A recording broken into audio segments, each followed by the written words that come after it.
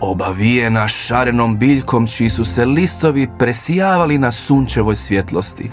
Svaki je šuškao u laganoj igri s povjetarcem.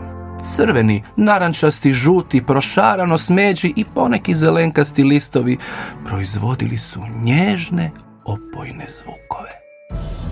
Otvori me, uđi! Začuo je glas. Mali zmaj nije mogao vjerovati. Što se to događa? Dobro došao si. Rekla su mu ova predivna vrata. Vrata koja pričaju, sigurno sanjam. Rekao je sebi u bradu i oprezno uhvatio kvaku. Pa stao. Prošao je kroz vrata. Što sada? Očekivao je iskri.